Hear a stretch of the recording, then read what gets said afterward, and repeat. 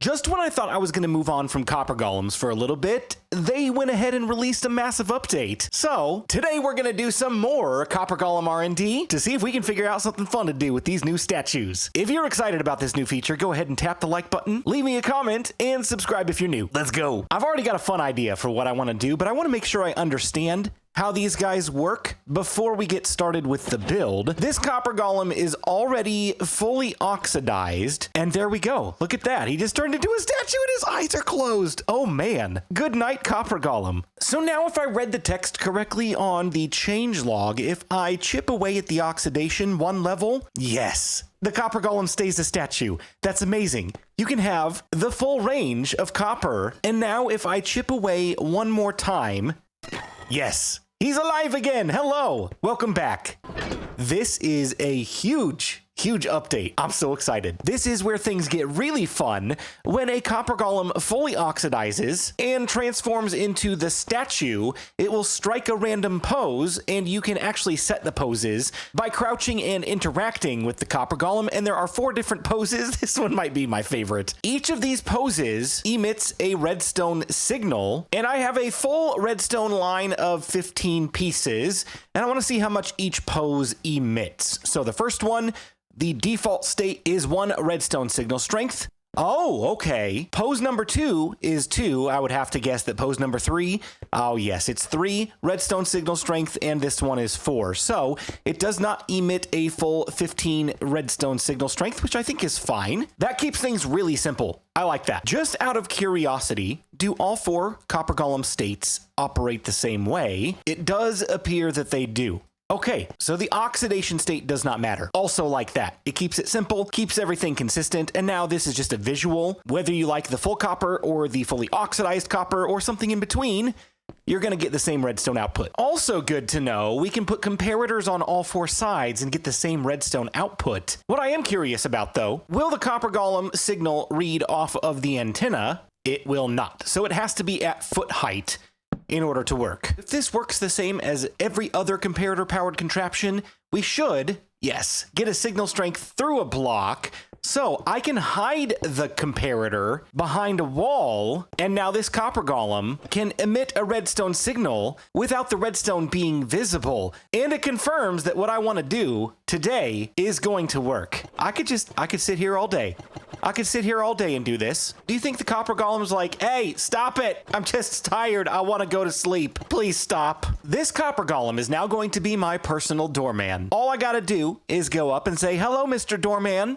And he'll sit down and the door will open. This is a very, very basic proof of concept of what I want to do with Copper Golems today. And this actually does not work perfectly because I can pose it there and the door stays open. It only closes if the signal strength is at 1, just because of the way that this is set up. But I do have a solution for this. I need to remember how to do it. But I've done something similar with bookshelves where it will read the specific redstone signal strength and only open the door when you strike the correct pose, or in the instance of the bookshelf door that I made a long time ago, if you put the book in the correct slot. This is basically a small scale example of what I actually want to do today. I'm going to make a combination lock with our Copper Golem doorman so that only when you hit the proper poses will the door open. Well, folks, this is everything right here. Everything we need to build the combination lock door. Well, it's behind that wall, but here's how it works. This is position number 1, and you can see it's already lit. If I change it to any other position, that light goes off until it reaches position number 1 again. Same thing with this one right here. Position number 1 is off, but when we flip it to position number 2, light comes on. Position number 3 is off, 4 is off, 1 is off, and you can probably guess this one's going to go on position 3 to turn on. If I turn it to position 4, it's off. Everything but 3 is off and 3 is on. Last but not least, number 4, right there. Let me show you how it works. The first 3 circuits are exactly the same, minus 1 small change. The last circuit is slightly different, and they're actually very, very simple to build and simple to understand. This comparator is reading the signal strength of the Copper Golem, and because the signal strength of 1 is powering this block right here, this torch is off by default, which means the torch that's underneath this redstone lamp is on. If I flip the switch, You know what? This isn't even necessary. Oh, I'm just realizing this. Okay, we can break that entirely, which makes this even better for the first circuit. It's necessary over here, and we'll explain that in a minute. But any other position, except for position number 1, is off. This is where things get fun. I'm going to reset this back to position 1. You can see this is powered right here. This is not powered. So this torch right here is left on, which powers this redstone line, which then powers this block and turns off this torch, making this redstone lamp be in the off position. If I increase the signal strength by 1, this is what I was going to show you before. Now, this is turned off. So this redstone line down here is powered off, powering that redstone torch on, which is going to light up the redstone lamp. The second that I power this again, this torch will stay off, so it's not going to receive power down here from the torch, but it will receive power from the repeater, which then powers this block and turns the lamp back off. Anything more or less than a signal strength of 2 is going to cause this redstone lamp to turn off, but an exact signal strength of 2 will cause it to turn on. If you look at the next circuit, you might notice one thing. The redstone torch and the repeater are shifted over by 1 block. That's all you need to do in order to make this work for a signal strength of 3. So here's 1, here's 2, and here's 3. Same results, torch off, redstone line down here is not powered, redstone torch down here is powered, and the lamp is on. And last but not least, this is very similar to that circuit over there. We've just moved the repeater to the very end so that it has to have a signal strength of 1, 2, 3, and 4 to power this line. And you might notice I have 2 redstone torches. This is because I've inverted the signal so that it actually powers on the 4th position instead of the 1st. These are the 4 circuits that are going to make the door work. Now I just have to arrange them in a way that makes sense. I think I've done it. I've made this simple and it makes sense to me, and I hope it makes sense to you. If we go over here, we can see that there is a treasure inside of this room locked behind a door that we cannot open. If I go over here, I've given myself some basic instructions. Obviously, if this is in a hidden room or a place that you don't want your server mates to get to, don't put these out in the open for everybody to see. Just memorize the positions of the copper golems. But just so I don't have to memorize all these myself, I gave myself obvious instructions. I don't know either if these are the correct namings for these poses, but this is what I'm going to call it. This is stand, sit, run, and jump. So the first combination in the combination lock is the stand position.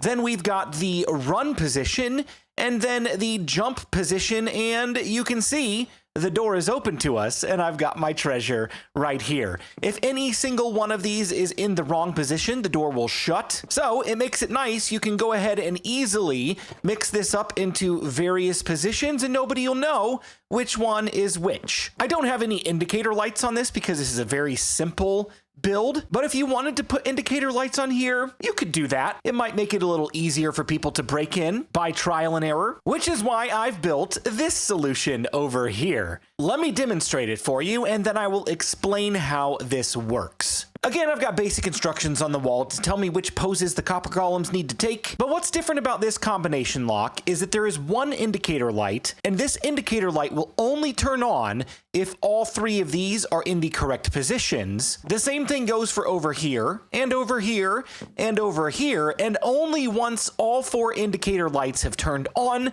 will this door open. You can see how, if you don't know the positions of the copper golems, this would be a lot more difficult to break into. Unless you've got a pickaxe that can just, bust down an iron door. Don't do that. This is way more fun. If I sit this guy down and make this guy jump, that one's already standing, so the light comes on. The door is still closed. I'm going to go over here, and I'm going to make this guy jump. This guy run, and that guy stand. Light comes on. This guy sit, that guy stand, and this one jump. Then that light comes on, and last but not least, over here, I'm going to make that one stand, this one run, and this one run. The light comes on, and there is the door wide open to us, and unlike the other room, the real treasure is a world of infinite possibilities and redstone creations. Let me give you a quick overview of how we made this thing work. On the back side of the walls, you can see we've got the 3 standard circuits that we talked about earlier in this video, with a redstone line running to each of the indicator lights, and some redstone lines running underneath the floor over to that redstone torch right there, which is what powers the door to open it up. This is called an AND gate, and it's actually a couple of different AND gates combined, so maybe it's an AND gate. But the important part of this is this redstone line right here that runs all the way over to here, this redstone line right here that meets up in this same position, this redstone line and this redstone line, both of these are mirrors of each other, so they work the exact same way. When these copper golems are in a state that does not unlock this light to go towards the door, this redstone line is powered on because one or more of these three blocks right here are powering this redstone line, which runs all the way over here to power this block to keep that redstone torch off. The same thing would happen with these three circuits right here. If any of the copper golems are in the wrong position, it will power this redstone line, which will power that block, this repeater, and send a signal here to keep this torch off as well. And same thing over here. This redstone line keeps the torch off. This redstone line keeps the torch off if any of the copper golems are in the incorrect state.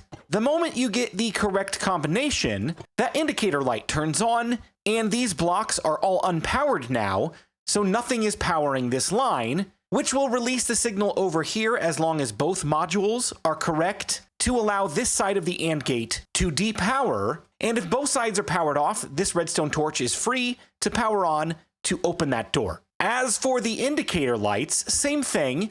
It's just a simple torch tower that runs power to the individual lamps. So once all three of these copper golem circuits are correct, this loses power, which flips the torch tower, which powers the redstone light. The great thing about this build is it is infinitely expandable. As long as you can run repeaters to the AND gate to keep the door locked, you could have so many copper golems in here with the most complex combination. But hey, even 12, you're probably going to have a hard time remembering that. I know I would. But what I'm not going to forget to do is say thank you so much for watching today's video. If you did enjoy it, make sure to leave me a comment, maybe drop a suggestion of some other functionality that I might not even be thinking of with these copper golem redstone mechanics. And until I see you in the next video, hope you have a great day. Thanks for watching. Goodbye.